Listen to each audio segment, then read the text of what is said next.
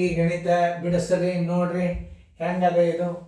ನಾ ಹೇಳಿದ್ನಲ್ಲ ಎಲ್ಲ ಒಂದೊಂದು ಗಣಿತಗಳು ಬೇರೆ ಬಂದಿರ್ತಾವ ನೋಡ್ರಿ. ಈಗ ಅನುಕ ನಂಬರ್ ನೀವು ಸರಿಯಾಗಿ ತಿಳ್ಕೊರಿ. ಹಿಂದೆ ಆಗ್ಯದಿದು ಎಷ್ಟು ಮಂದಿ ನೆನ್ಪಿಟ್ಕೊಂಡಿರ್ತೀರಿ ನೀವು ಮಾಡಿರ್ತೀರಿ. ಇದು ನೆನಪಿನ ಶಕ್ತಿ ಯಾರ್ದಿರ್ತದ ಹಿಂದೆ ಆಗಿ ಹೋಗ್ಯದದು. ಈ ಲೆಕ್ಕ ಹಿಂದಾಗಿ ಹೋಗ್ಯದ. ಇದು ಹೊಸಾದ್ ಮತ್ತೊಂದು ಹಾಕಿನ ಅದನ್ನು ಕರ್ಣ ಕೇಳಿನ ಅವಾಗ. ಈಗ ಬರೀ ಏನು ಕೇಳಿನ ನಾನು ಸುತ್ತಳತೆ ಕೇಳಿನ. ಸುತ್ತಳತೆ ಕೇಳಿನು ಹಿಂದಿನ ಉದಾಹರಣೆದಾಗ ಏನು ಕೇಳ್ಯದ ಕರ್ಣ ಕೇಳ್ಯದ. ಮಾದರಿ ಕೊಟ್ಟದ ಅದೇ ಮಾದರಿ ಒಳಗೆ ಏನು ಕೇಳ್ಯಾನಿಲ್ಲ ಸುತ್ತಳತೆ ಕೇಳ್ಯಾನ. ಕರ್ಣ ಕೇಳಿಲ್ಲ. ಇಲ್ಲಿ ಸುತ್ತಳತೆ ಕೇಳ್ಯಾನ. ಹೆಂಗೆ ಮಾಡ್ತೀರಿ ನೋಡ್ರಿ. ಚಂದಂಗೆ ಬಿಡಿಸ್ರಿ. ಬಿಡಿಸೋದಾತಂದ್ರೆ ಬೋರ್ಡ್ ಕಡೆ ನೋಡ್ರಿ, ಮ್ಯೂಟ್ ಮಾಡ್ರಿ. ಎಲ್ಲಾರು ಬೋರ್ಡ್ ಕಡೆ ನೋಡ್ರಿ. ನಾ ತಿಳಿಸ್ತೀನಿ. ಒಂದು ಆಯತಾಕಾರದ ಬಯಲಿನ ವಿಸ್ತೀರ್ಣವು 1452 ಚದರ ಮೀಟರ್ಗಳಾದರೆ ಅದರ ಭುಜಗಳು 3:4 ಪ್ರಮಾಣದಲ್ಲಿವೆ. ಆ ಆಯತದ ಸುತ್ತಳತೆ ಎಷ್ಟು ಅಂದಾಗ ನಾವು ಏನು ಮಾಡಬೇಕು? ಉದ್ದ ನೋಡ್ರಿ ಇಲ್ಲಿ ಹೆಚ್ಚು ಅನುಪಾತ ಅಗಲನೇ ದೊಡ್ಡದಾಗ್ಯದ. ಏನಾಗ್ಯದ? ಅಗಲ ಜಾಸ್ತಿ ಇರ್ತಾವ, ಉದ್ದನೂ ಹೆಚ್ಚಿರ್ತಾವ, ಕಡಿಮೆನೂ ಇರ್ತಾವ. ಅದೇನು ಉದ್ದ ಸಣ್ಣದು ದೊಡ್ಡದು ಇರ್ಬೇಕಂತೇನಿಲ್ಲ. ಉದ್ದಕ್ಕೆ ಕಡಿಮೆ ಅದ, ಅಗಲಕ್ಕೆ ಹೆಚ್ಚದ. ಹಿಂಗೂ ತಿಳ್ಕೊಂಡು ಉಲ್ಟಾ ಮಾಡ್ಕೋಬಾರ್ದಂತ ನಾ ಹಾಕಿನಿ. ಈಗ ಉದ್ದ ಎಷ್ಟು ತಿಳ್ಕೊಬೇಕು? 3x ಅಂತ ತಿಳ್ಕೊಬೇಕು. ಯಾಕಂದ್ರೆ ಅನುಪಾತದಾಗದ ಇದು. ಅನುಪಾತ ಉದ್ದ ಬರೋಬ್ಬರ ನೀವು ಎಷ್ಟು ತಿಳ್ಕೊಬೇಕು? ಭುಜ ಎಷ್ಟು ತಿಳ್ಕೊಬೇಕು? 3x ಅಂತ ತಿಳ್ಕೊಬೇಕು. ಅಗಲ ಎಷ್ಟು ತಿಳ್ಕೊಬೇಕೀಗ? 4x ಅಂತ ತಿಳ್ಕೊಬೇಕು. ಒಟ್ಟು ವಿಸ್ತೀರ್ಣ ಎಷ್ಟದ ಅದನ್ನು ತಿಳ್ಕೊಂಡು ನೀವು. ಒಟ್ಟು ವಿಸ್ತೀರ್ಣ ಬರೋಬ್ಬರಿ 1452 ಚದರ ಮೀಟರ್ ಅದ. ಎಷ್ಟದ? 1452 ಚದರ ಮೀಟರ್ ಅದ. ನಾವೀಗ ಏನು ತಗೋಬೇಕಾಗಿದೆ? ಈಗ ಇದರಲ್ಲಿಯ ಉದ್ದ ಅಗಲಗಳನ್ನು ನಾವು ತಗೋಬೇಕು. ಈಗ ಇದು ಅನುಪಾತ. ಇದು ಅನುಪಾತದ ವಿಸ್ತೀರ್ಣ ಬರೋಬ್ಬರಿ ಅನುಪಾತದ ವಿಸ್ತೀರ್ಣ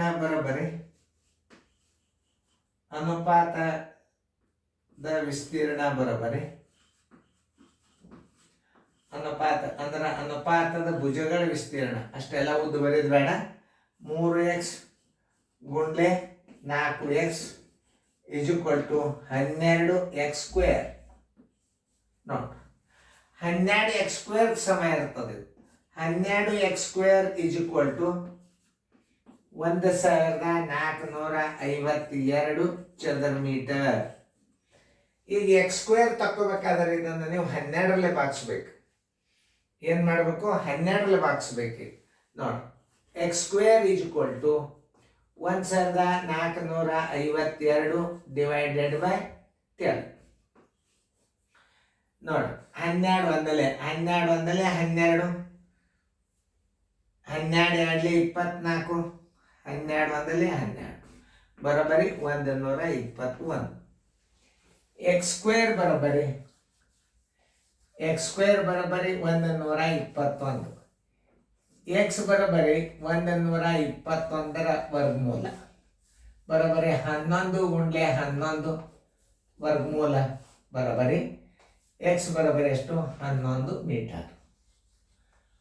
ಈಗ ಉದ್ದ ಬರೋಬ್ಬರಿ 3x ಬರೋಬ್ಬರಿ 3 ಗುಂಡ್ಲೆ 11 ಬರೋಬ್ಬರಿ 33 ಮೀಟರ್. ಅಗಲ ಬರೋಬ್ಬರಿ 4x = 4 ಗುಂಡ್ಲೆ 11 ಬರೋಬ್ಬರಿ 44 ಮೀಟರ್. ಸುತ್ತಳತೆ ಸೂತ್ರ ಏನು? ಸುತ್ತಳತೆ ಸೂತ್ರ ಬರೋಬ್ಬರಿ 2 ದುಂಡು ಕೌಂಸ್ ಉದ್ದ ಪ್ಲಸ್ ಅಗಲ 2 ದುಂಡು ಕೌಂಸ್ 33 ಪ್ಲಸ್ 44 2 ದುಂಡು ಕೌಂಸ್ 77 = 7 2 14 7 14 154 ಮೀಟರ್. ಆದ್ದರಿಂದ ಉತ್ತರ 154 ಮೀಟರ್ ಸುತ್ತಳತೆ.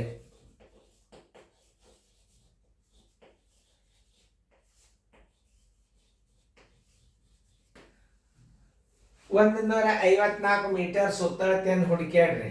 154 ಚದರ ಮೀಟರ್ ಅಲ್ಲ, 154 ಮೀಟರ್ ಅದ. 121 ಭಾಗಲಬ್ಧದ ಇಟ್ಟಾನ. ಇದನ್ನು ನೀವು ಉತ್ತರ ಸಂಖ್ಯೆ ಬಿ ಹಾಕಿಬಿಡ್ರಿ. ನೋಡಿ, ಇನ್ನೊಂದ್ಸಲ ನಿಮಗೆ ನಾ ತಿಳಿಸಿ ಹೇಳ್ತೇನೆ. ಈ ಗಣಿತ ಇದು ಭಾರಿ ಇಂಪಾರ್ಟೆಂಟ್ ಗಣಿತ. ಇಲ್ಲಿ ಉದ್ದ ಅಗಲಗಳನ್ನ ಏನ್ ಮಾಡ್ಯಾನ, ಅನುಪಾತದಾಗ ಕೊಟ್ಟಾನ. ನೀವು ಉದ್ದ ಬರೋಬರಿ 3x, ಅಗಲ ಬರೋಬರಿ 4x. ಉದ್ದ ಬರೋಬರಿ 3x, ಅಗಲ ಬರೋಬರಿ 4. ಒಟ್ಟು ವಿಸ್ತೀರ್ಣ 1452. ಈ ಒಟ್ಟು ವಿಸ್ತೀರ್ಣಕ್ಕೆ ಅನುಪಾತದ ವಿಸ್ತೀರ್ಣದಿಂದ ಭಾಗಿಸಿ ಬಂದ ಭಾಗಲಬ್ಧದ ವರ್ಗಮೂಲ ತೆಗಿಬೇಕು ನೀವು. ತಿಳಿತಲ್ಲ, x² ಅಂದ್ರೆ ಅದ್ರ ವರ್ಗಮೂಲ ತೆಗಿ. ಈಗ ನೋಡಿ, 3x ಗುಂಡ್ಲೆ 4x ಬರೋಬರಿ 12x². 12x² ಬರೋಬರಿ 1452. x² ಬರೋಬರಿ x² ಬರ್ಬೇಕಾದ್ರೆ ನೀವು 12 ಭಾಗಿಸ್ಬೇಕು. 12 ಭಾಗಿಸಿದ್ರೆ ಎಷ್ಟು ಬರ್ತದೆ? 121 ಬರ್ತದೆ. ನೋಡಿ, ಇದು x² ಬರೋಬರಿ 121. x² ಬರೋಬರಿ 121. x ಬರೋಬರಿ 121 ವರ್ಗಮೂಲ 11 ಗುಂಡ್ಲೆ 11 ಬರೋಬರಿ ಏನು ಬಂತು? ಈಗ x ಬರೋಬರಿ ಏನು ಬಂತು? 11 ಮೀಟರ್ ಬಂತು. x ಬರೋಬರಿ 11 ಮೀಟರ್. ಉದ್ದ ಬರೋಬರಿ 3x, 3 ಗುಂಡ್ಲೆ 11x 33 ಮೀಟರ್. ಅಗಲ ಬರೋಬರಿ 4x, 4 ಗುಂಡ್ಲೆ 11 44 ಮೀಟರ್. ಸುತ್ತಳತೆ ಬರೋಬರಿ 2 ದೊಡ್ಡ ಕೌಂಸ ಉದ್ದ ಪ್ಲಸ್ ಅಗಲ 2 33 ಪ್ಲಸ್ 44 2 ಗುಂಡ್ಲೆ 77 154 ಮೀಟರ್. ಉತ್ತರ ಸಂಖ್ಯೆ ಬಿ. ಚೆನ್ನಾಗಿ ತಿಳ್ಕೊರಿ. ಇಂಥ ಗಣಿತಗಳನ್ನು ತಿಳ್ಕೊಳ್ಳೋದ್ರಿಂದ ನೀವು ನಾಳೆ ನೋಡ್ರಿ ನಿಮ್ದು ಹೆಂಗೆ ಬರ್ತದೆ ಸೈನ್. ಈ ಯೂಟ್ಯೂಬ್ ಚಾನಲನ್ನು ಸರಿಯಾಗಿ ಅಭ್ಯಾಸ ಮಾಡಿರಿ. ನೀವು ಬ್ಯಾಂಕಿನ ಮ್ಯಾನೇಜರು, ಬ್ಯಾಂಕಿನ ಆಫೀಸರ್ ಆಗ್ತಾರೆ. ರೀಸ್ನಿಂಗನ್ನು ಮಾಡಿ ಹಾಕ್ತದೆ. ಈಗ ಜೂನ್ ಅನ್ನೋದ್ರೊಳಗೆ ನಿಮಗೆಲ್ಲ ಸಿಲೆಬಸ್ಸನ್ನು ಮುಗಿಸ್ತದೆ. ಬರೀ ರಿವಿಷನ್ ಮಾಡೋದು ಒಂದೇ ಕೆಲಸ. ನೀವು ಬರೀ ಏನು ಮಾಡಬೇಕು, ಭಾಗಾಕಾರ 30 ತನಕ ಮಗ್ಗಿ ಲಸ ಗಿಸ ಒಂದು ಸ್ವಲ್ಪ ಸಣ್ಣ ಸಣ್ಣ ಭಿನ್ನ ರಾಶಿ ಅದು ಕಲ್ತು ಏಪ್ರಿಲ್ ಒಳಗೆ ಮನೆಯೊಳಗೆ ನೀವು ತಯಾರಾಗಿರ್ಬೇಕು. 30ರವರೆಗೆ ಮಗ್ಗಿ 4-5 ಸಂಖ್ಯೆ ನೀವು ದೊಡ್ಡ ಭಾಗಾಕಾರ ಕಲ್ತು ಬಿಟ್ರಿ ಅಂದ್ರೆ ಈ ಗಣಿತ ನಿಮಗೆ ನಾನ್ ಸ್ಟಾಪ್ ಆಗಿ ಬರ್ತದೆ. ಮೊದಲು ಪೇರೆಂಟ್ಸ್ ಶಿಕ್ಷಕರು ತೆಗೆದುಕೊಳ್ಳೋ ಜವಾಬ್ದಾರಿ ಏನಪ್ಪ ಅಂದರೆ ಹುಡುಗರಿಗೆ 30ರ ತನಕ ಮಗ್ಗಿ, 15ರಿಂದ 30ರ ತನಕ ಮಗ್ಗಿ ದಿನಾಲೂ ನೀವು ಬರ್ಸ್ರಿ. ಆ ಹುಡುಗರು ಎಷ್ಟು ಚೇಂಜ್ ಆಗ್ತಾರಂದ್ರೆ ಆಟೋಮೆಟಿಕ್ಲಿ ಭಾಗಾಕಾರ ಬರ್ತಾವ, ಆಟೋಮೆಟಿಕ್ಲಿ ಗುಣಾಕಾರ ಬರ್ತಾವ, ಕಳೆದು ಬರ್ತಾವ. ಹೆಚ್ಚು ಯೋಜನೆ ಮಾಡಿಸ್ಬೇಕಾದ ಅಭ್ಯಾಸ ಯಾವುದಂದ್ರೆ ದಿನಾಲು ಒಂದು 20 ಗಣಿತಗಳ ಭಾಗಾಕಾರ 20 ಮೈನಸ್ ಲೆಕ್ಕ ಮಾಡಬೇಕು. ಫಿಂಗರ್ ಕೌಂಟ್ ಆಗಬಾರ್ದು. ಲಕ್ಷ ಕೊಟ್ಟು ನೋಡ್ರಿ, ಚೆನ್ನಾಗಿ ಬರ್ಕೊಂಡು